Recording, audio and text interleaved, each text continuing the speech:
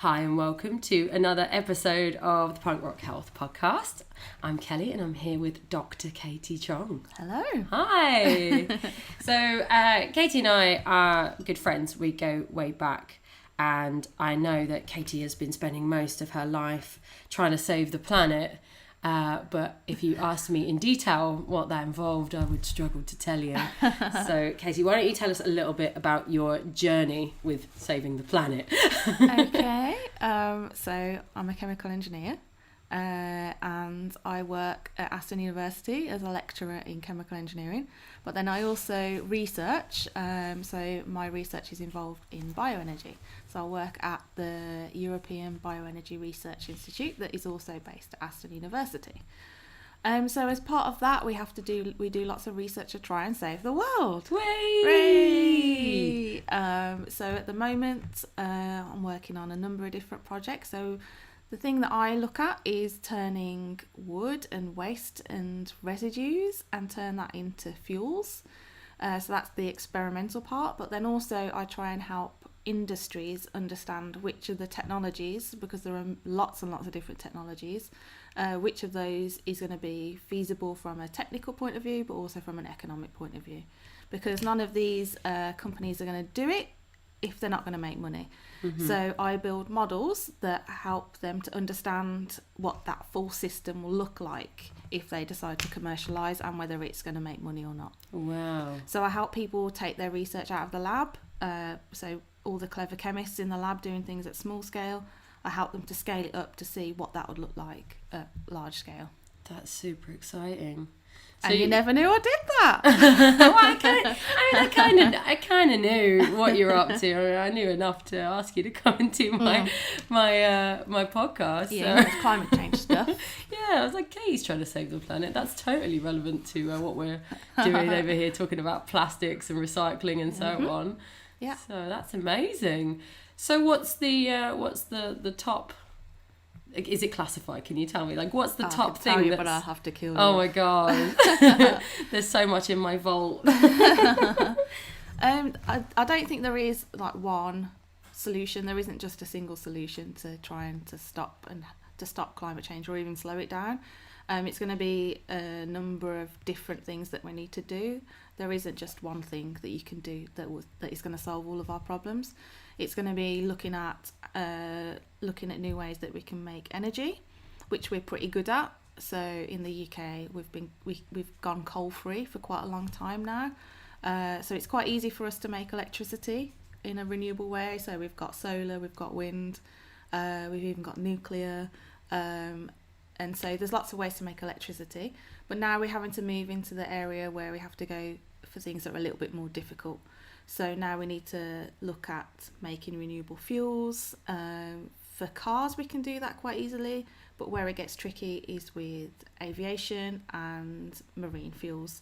So those are really tricky. And then we also have to find ways to make renewable plastics and renewable chemicals. So anything that is made from fossil-based resources, which is basically everything, we need to try and find low carbon ways of making those. So that's where the challenges are at the moment. Mm-hmm. And the thing with biomass and waste, which is what we're looking at to use instead of fossil resources, is that there's so many different types. If you think about how many different types of tree there are, then there's so many different routes that we can go to try and convert those. Right. So we've got that's where a lot of researchers are up to at the moment, trying to find the best.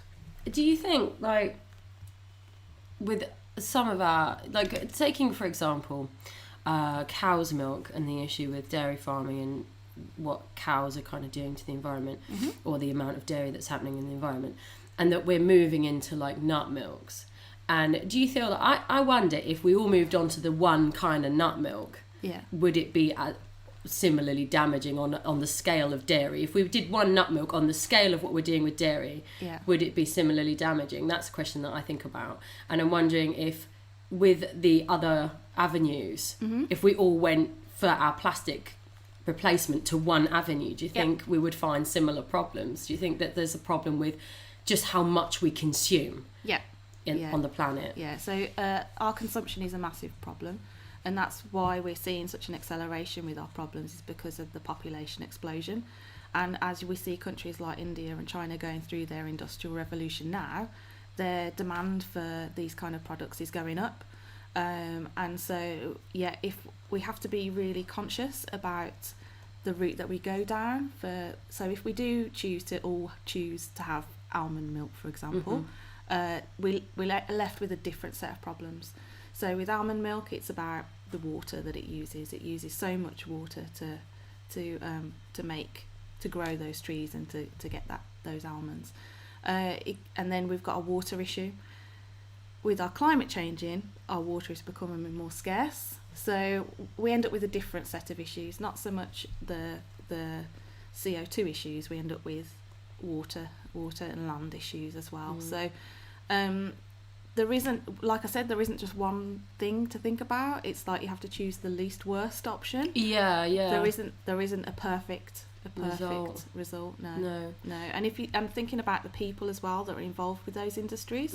If we all switched off dairy, the size of that industry and all of those people with jobs, be a huge collapse. Yeah. Economy wise. Yeah. A massive collapse. Yeah. So you have to think about all of those aspects. So environmental, socio-economic, all of those kind of issues. It's quite a layered problem that we're facing with climate change. In general. And something I was really excited to talk to you about. I mean, what we discuss on this podcast is all about kind of little avenues where you can own your physical health, your mental health, and your environmental health, and what we can do. And I know you've recently done a Pint of Science talk on what we can all do at like the bottom of the pyramid kind of level, you know, as the kind of day-to-day consumers. So what kind of tips do you have for us? Okay, so during that Pint of Science, I did, if you want to do something big, then you need to stop flying. Okay. You need to think about your transport. You need to get rid of your car or switch to an electric car. Sure. But again, if you do that, you've got another set of issues because of the battery life. What do you do with the batteries when you're finished with it? Yeah. They use the elements that are in those batteries mined from the earth, so are they sustainable? So you have to think about those issues. And then if you want to go down the other route, the smaller things that we can do, there's loads of stuff we can do. We can stop eating sandwiches from supermarkets, for example. The carbon footprint from a packed sandwich is crazy. So really, the breakfast sandwich, the breakfast sandwich is the worst. Right. The all day breakfast sandwich. Because that's the sausage, egg, bacon, mayo, kind of bread, cardboard packaging with a plastic lining. Right. Okay. About 1.5 kilos of CO2 equivalent.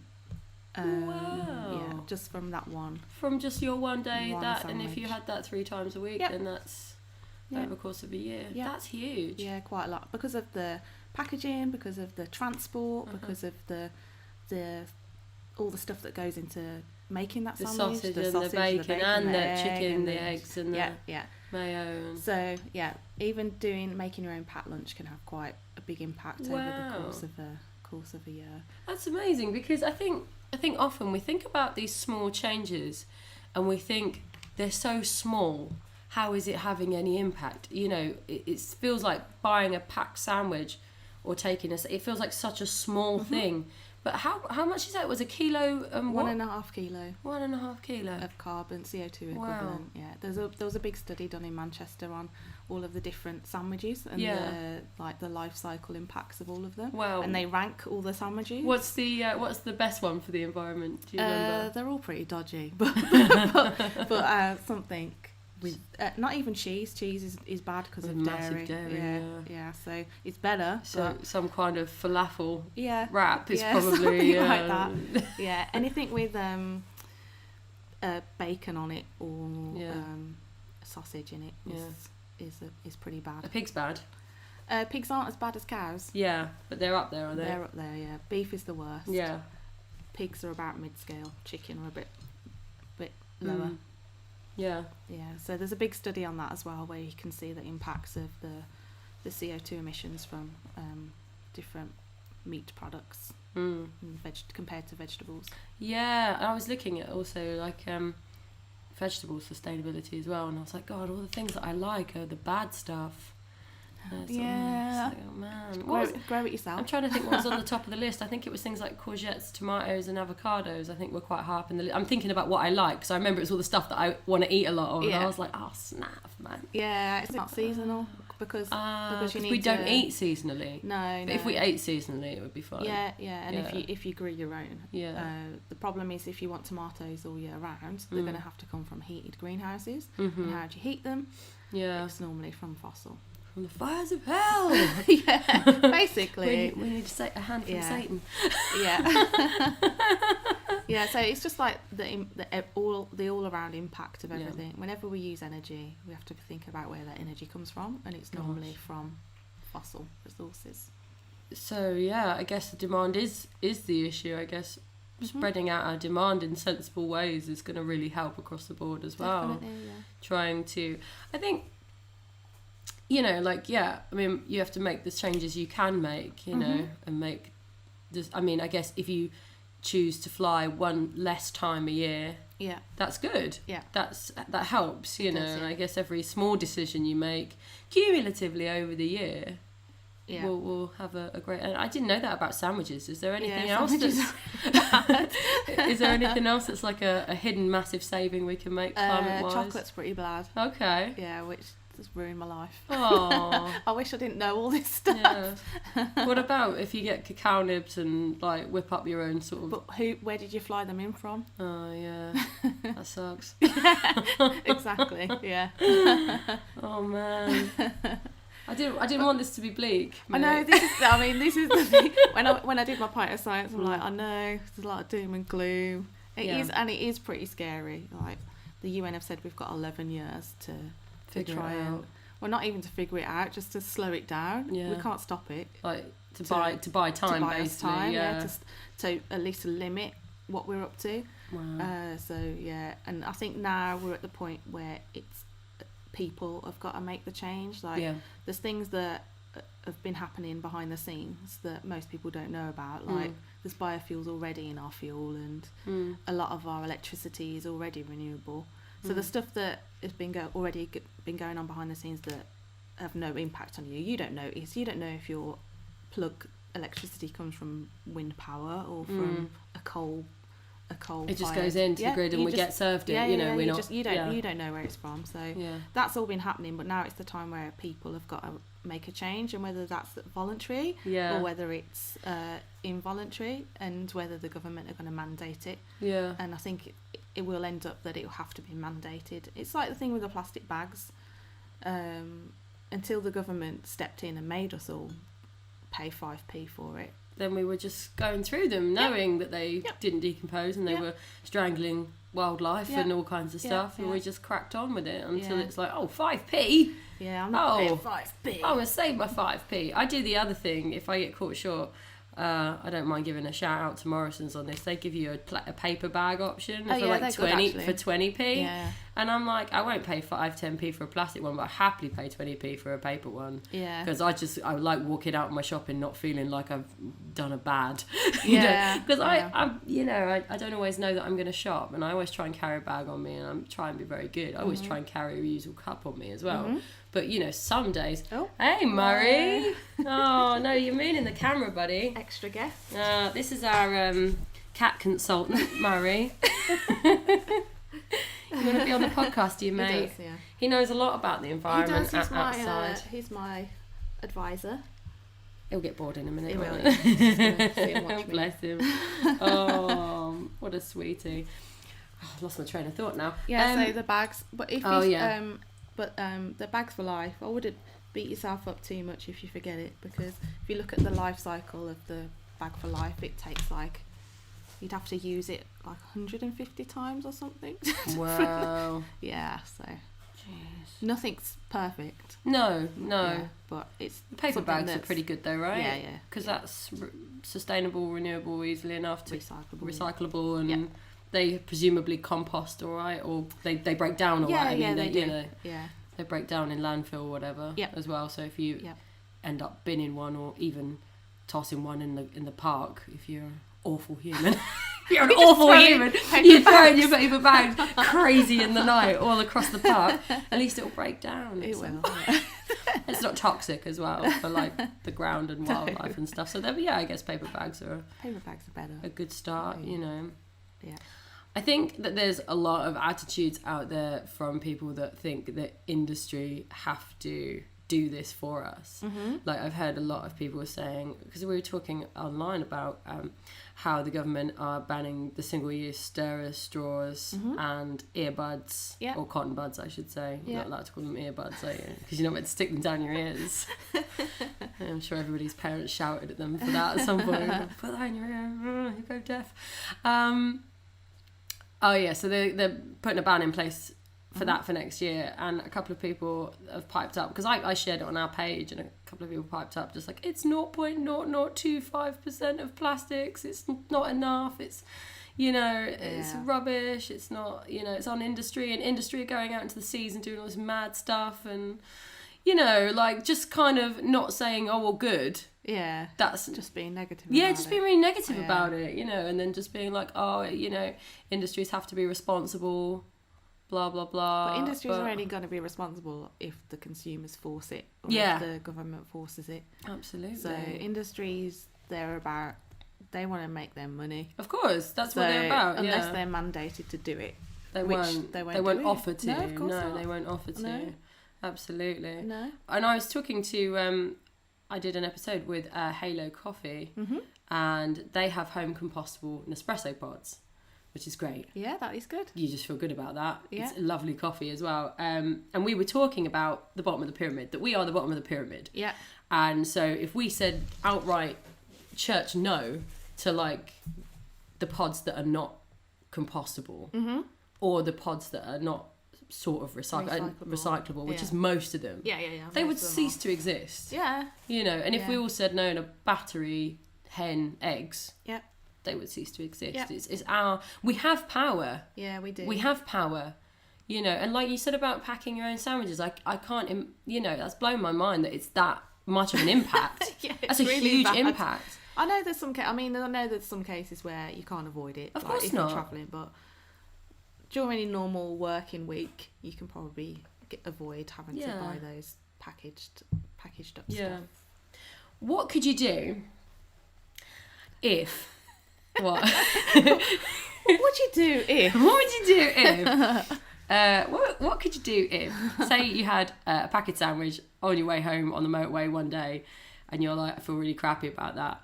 Can I offset this in my life, in my house? Can I do a thing to make this better? What is there something we could go and do? Could you go and plant something, or do you see what I mean? Is there something we could do to absolve our guilt?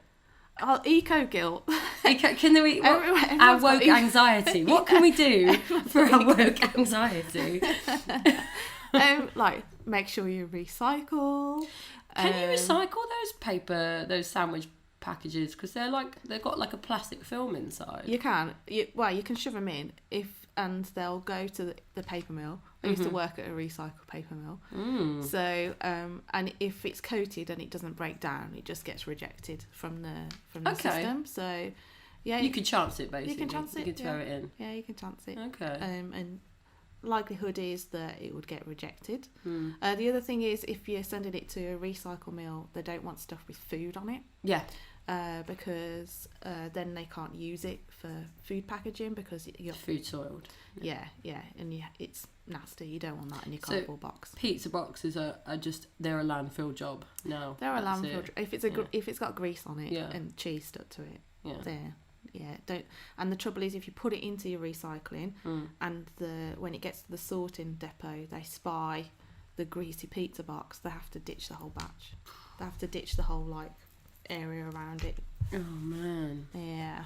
So by trying to absolve your guilt of whacking it in the recycle bin, just like I put it in there and then it's like it never happened. If you're not doing that responsibly, you're going to be making things a lot worse. Yeah. At the other end, you've got to make sure that what you're putting in your recycle bin is the right stuff. Yeah. Most councils provide a little pamphlet about what you can do in your area, because it does vary area to area. Yeah, this is another of the problems. Is that we're looking at what resources we can use now. So in the UK, we've been doing some studies on the availability of wastes and residues. And when we look at MSW, or municipal solid waste, which is the stuff that you put out in your bins, the quality is different in every single council, which means for then the people that are developing the technologies to convert it, it makes their job a lot harder. So there's a problem as well there that people aren't consistent across councils, which makes it really difficult for the technology developers to work with, because it's so variable. Right. And different places will recycle different things. So in Birmingham, all of our stuff that we put out for our black bins, so all of the other rubbish that we can't recycle, goes to an energy from waste plant. So ours doesn't end up in landfill anyway. Wow. So ours all goes to make energy. I love Birmingham. Yay, Birmingham! Birmingham's so cool. And then our recycling all goes off to be sorted. So they'll sort out all that stuff that kind of can't be recycled. And the stuff that can't presumably ends up back in the energy. Normally ends up in the energy from waste plants. And because we're running out of landfill space in the UK, we've pretty much almost run out of landfill space. Yeah, we're a small country anyway, aren't we? Yeah. And we've got legacy landfill to deal with as well. Before the landfill was legislated, they'd just dump anything in there. Oh yeah. So now we're dealing with that problem There's as well. an old landfill site at the end of where my parents live, and a building surveyor was on there saying, "Oh, they can never build on this because it's full of asbestos and arsenic." They built on it though. Yeah, did There's they? houses on it now, yeah. Oh my god. Yeah. Somebody's paid somebody off there. Yeah, it sounds really dodgy. Yeah, I would hate to live on the asbestos estate. Yeah. In London. Don't breathe there. Yeah, it makes you worried though, doesn't it? Yeah, that there's somebody saying, "Oh, they'll never build on there." Yeah. But I hear you, legacy landfill. Yeah. Full of asbestos. Yeah, so there's all of those problems we're dealing with. So now in the UK, we've had a big explosion in energy from waste plants. So people have spied that there's this gap. Yeah. And so there's been quite a big boom in that area. So which again covers the energy side of things. But we still haven't solved our fuels and chemicals and materials. What kind of plastic alternatives do you think are good for the future? Anything that's from plant-based materials. So the bamboo-based plastic alternatives. Yeah, there's loads of work going on these different types of polymers that are made from plant fibers or from better recycling technologies, because some of the plastics we can't recycle. So there's a lot of work going on as well and on making those processes better. So again, there's not one. Yeah. Not one perfect, because there's so many different types of plastic. Yeah. For different. So it might be that we find different plant-based plastics for different plastic replacements. Yeah. Which is good, because it sounds like spreading out our demand is going to be key going forward. Yeah. Spreading out our milk demand across 8 different kinds of nut milk seems to be smart. I keep coming back to this nut milk. Me and my nut milk.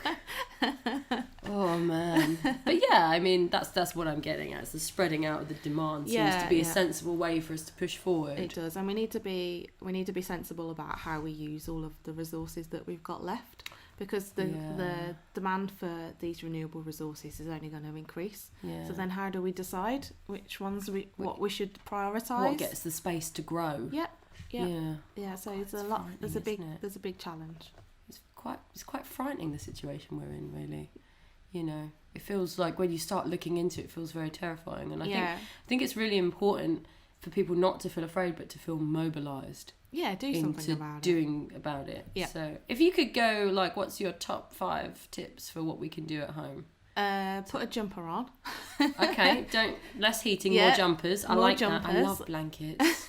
I'm a blanket girl. I'm sofa blanket. Yeah. I don't want the heating on. I want to be under blankets too. Yeah, I think definitely more blankets. Make a packed lunch. Yeah.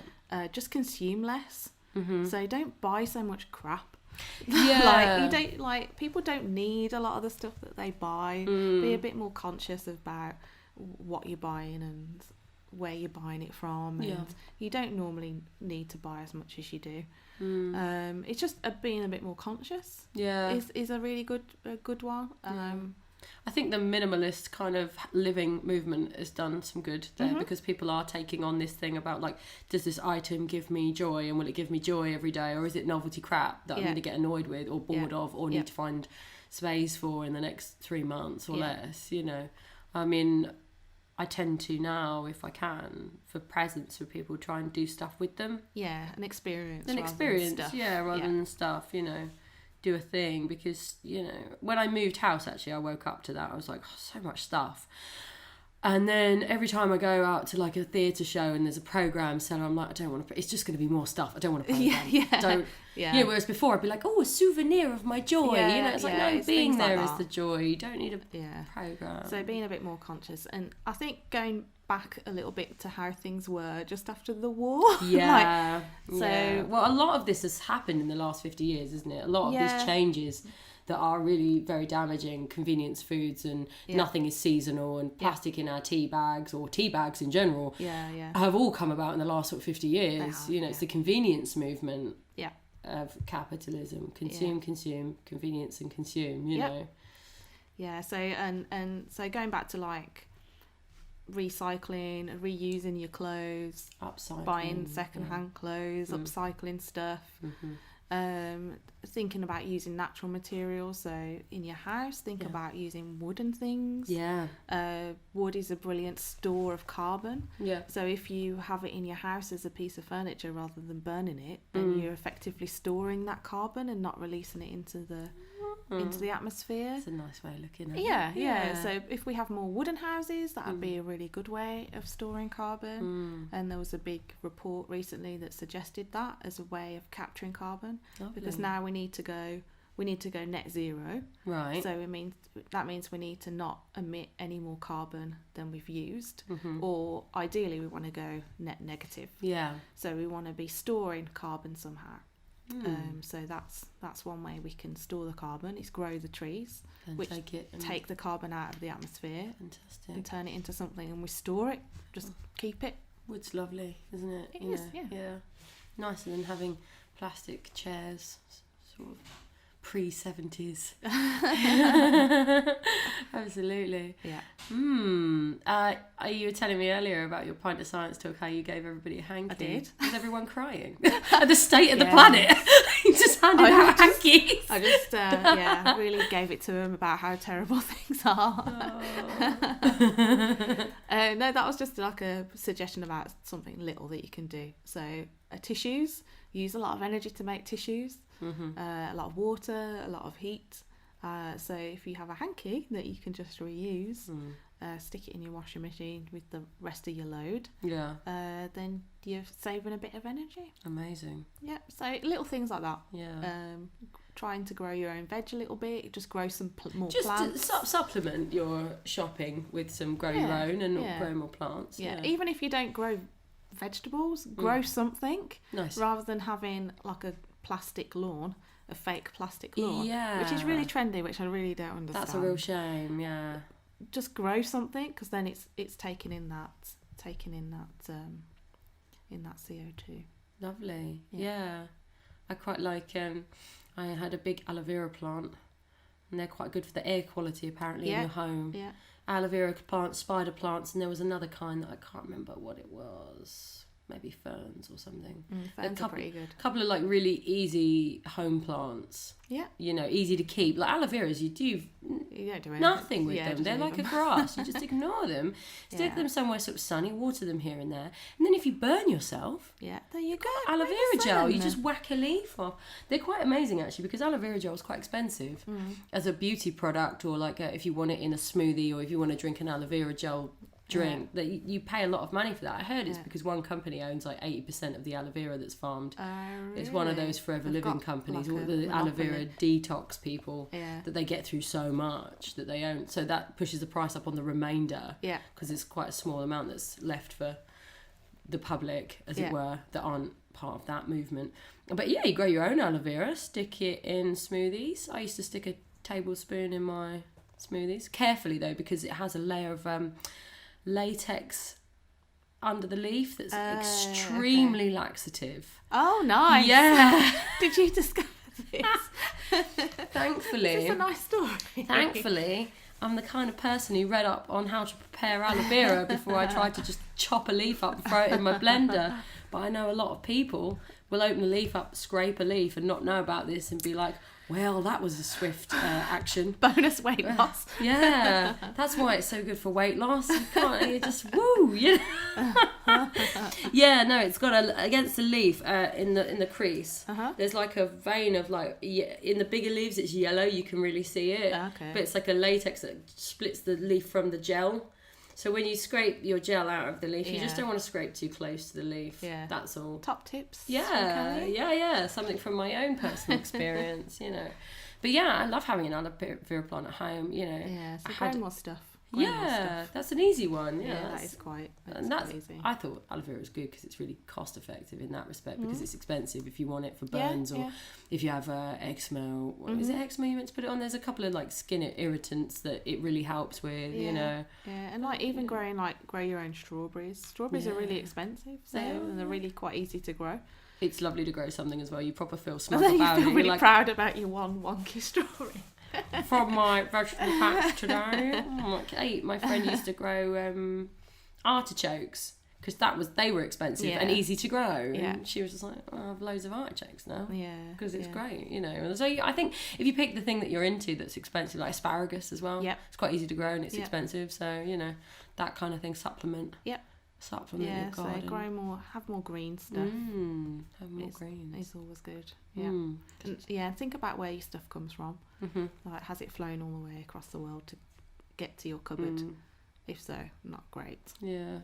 This is kind of what I'm trying to, all the kind of stuff I'm thinking about with the what goes into the store, into the punk rock health store. You know, it's like trying to find things that are local and sensible and have a story behind them of how they're trying to fight these issues, you know, like, so most of the stuff in the store has a bit of backstory for that, you know, there's plenty of stuff in there. I switched over to reusable sanitary products recently. It's been great. I'm really pleased with it. You know.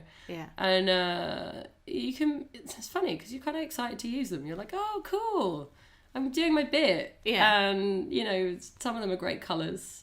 I tend to stick with just the black ones, but we've got some good colour because everything in my house is black.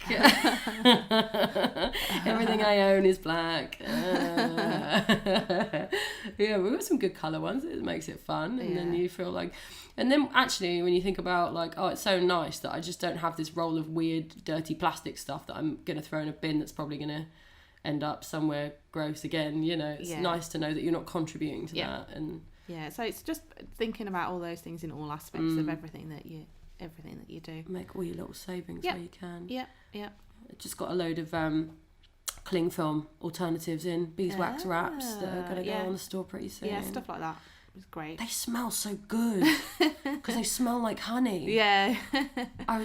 My partner came in the other day and caught me sniffing them in the kitchen. He's like, what are you doing? I'm like, it smells so good. So then you got your beeswax wraps to make your own sandwiches. To save you 1.5 kilos of CO2 from your all-day breakfast sandwich. Exactly. I picked different designs based on how exciting I found them. So the beeswax wraps we have in store, I think are quite exciting.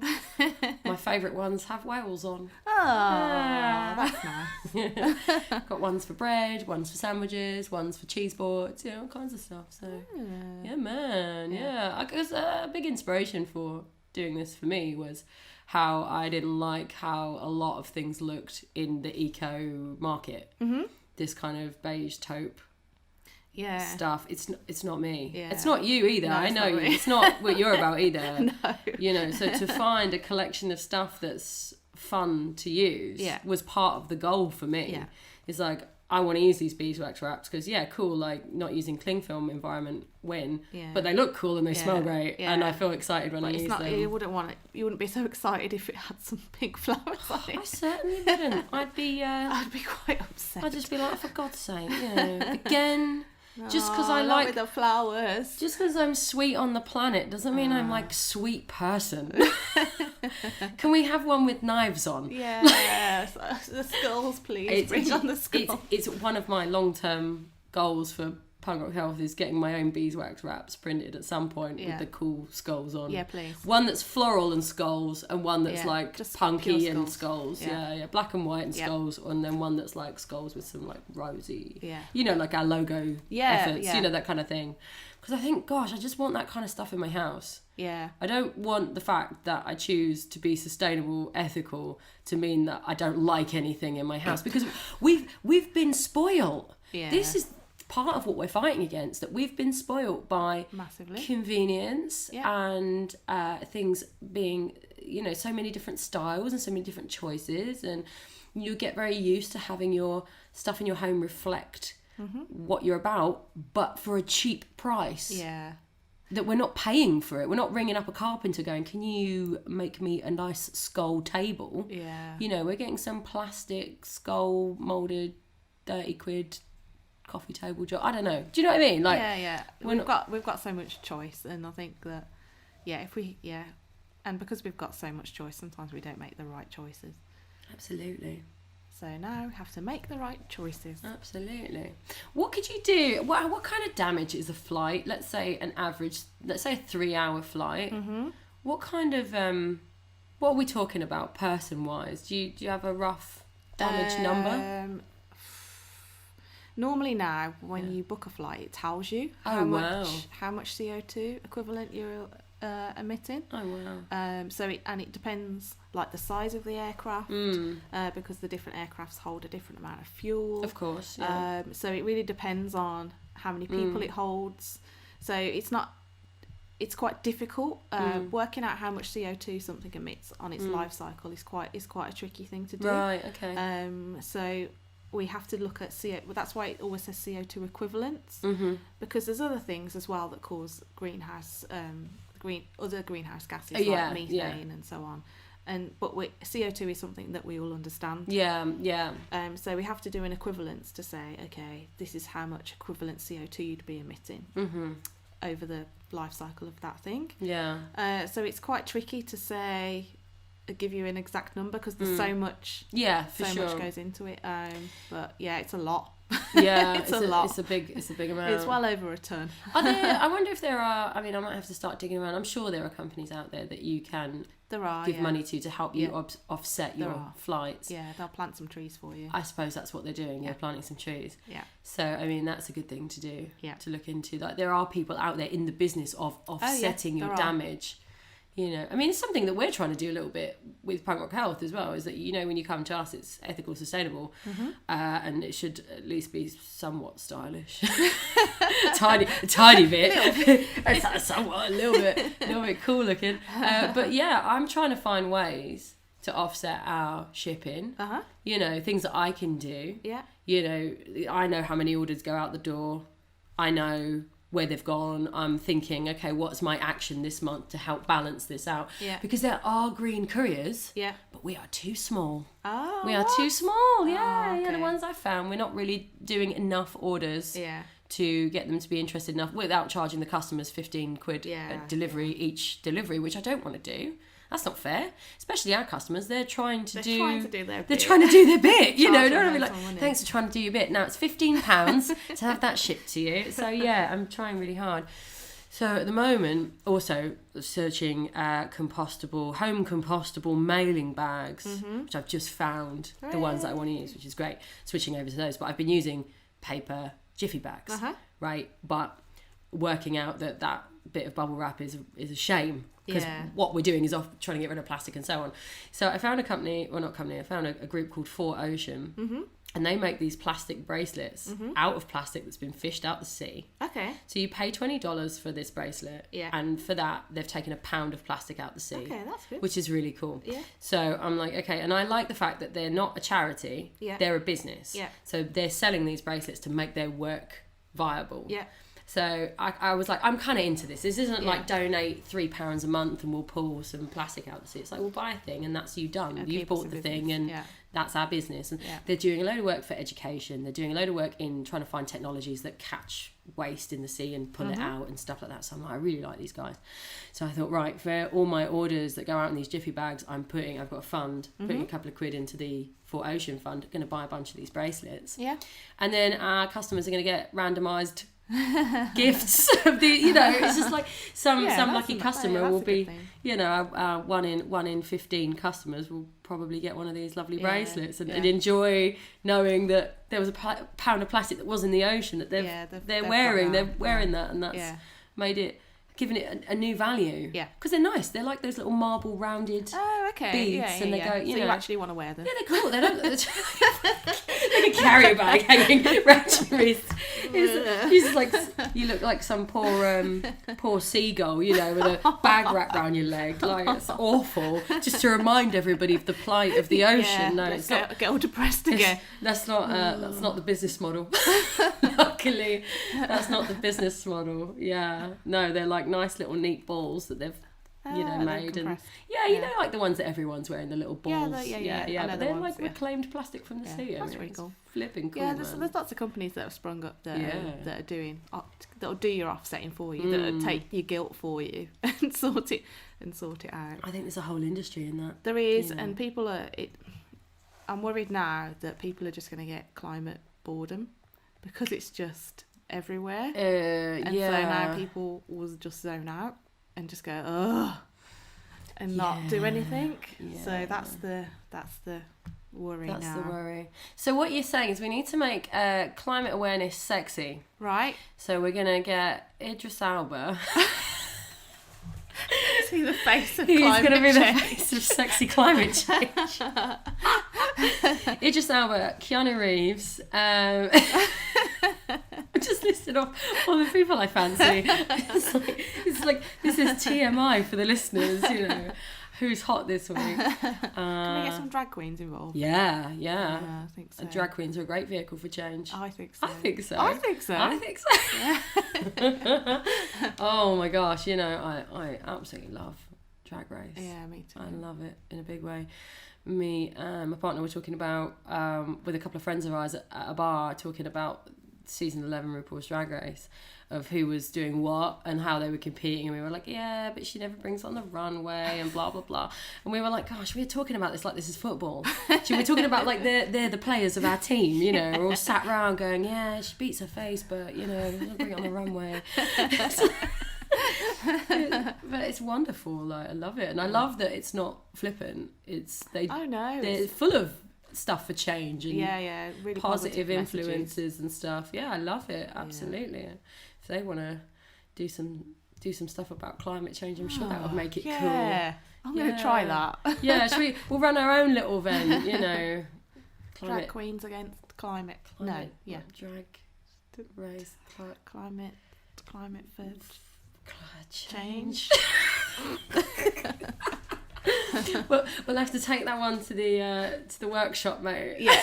We'll workshop that one. In the meantime, we'll just be figuring out how we can do Idris Elba hosting a show with drag queens and Keanu Reeves. Don't forget Keanu Reeves. He's going to be the guest judge. Oh, he's wonderful. I've drifted off. Sorry.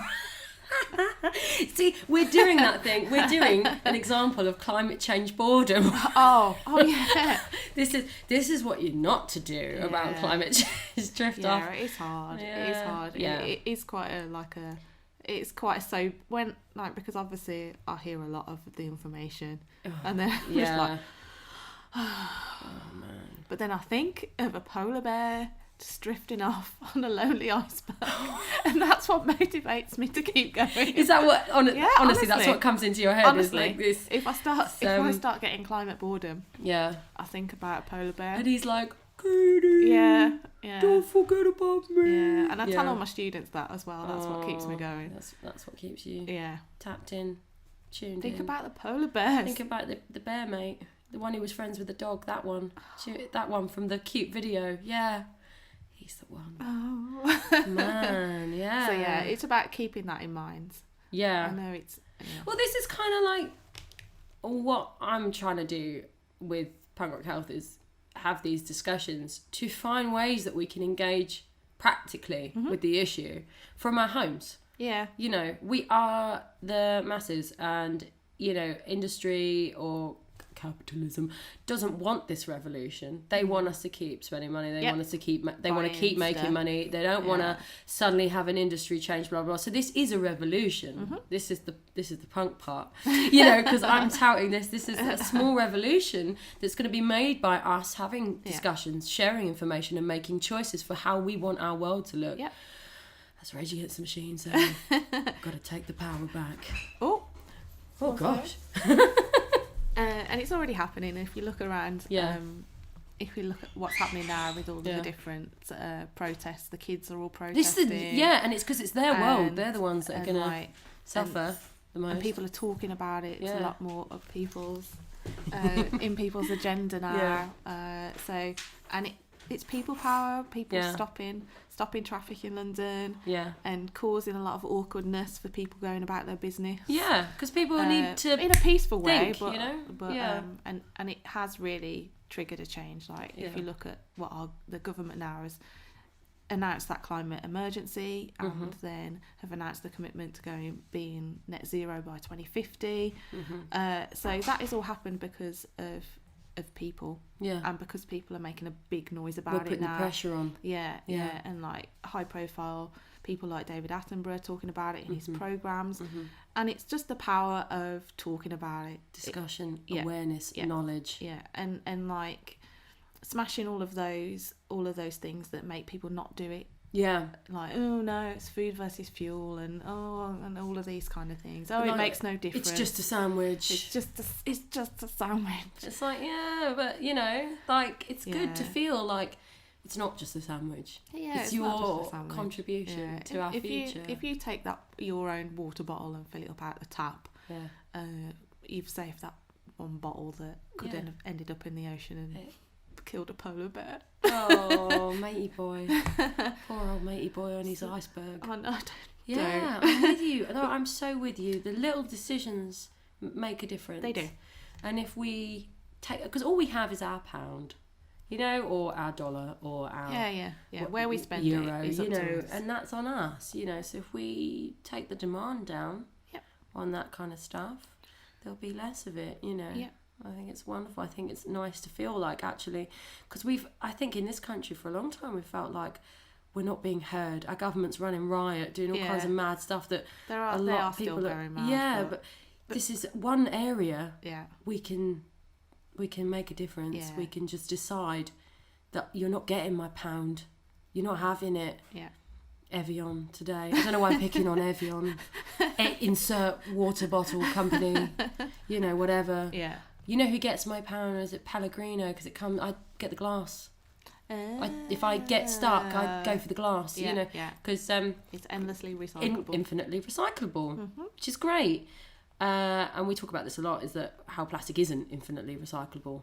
It's like maximum 8 times. No, it's like on often 2, 3. It depends on the type of plastic. Indeed. And then it does become, you know, microplastics and just disperse into everything. And it's everywhere. It's everywhere. It gets everywhere. It's in us, all of us. So I go for the glass bottle. I just figure that's... And like I said before, going back to old-fashioned things, like having a milkman. Yeah, right. Having your milk delivered in bottles. And it was something I remember from when I was a kid. There used to be a man that delivered pop in glass bottles, the pop man. And I was telling my students about this, and they'd never heard of such a thing. No. But you just give the pop man back his glass bottles, and then you get your new pop.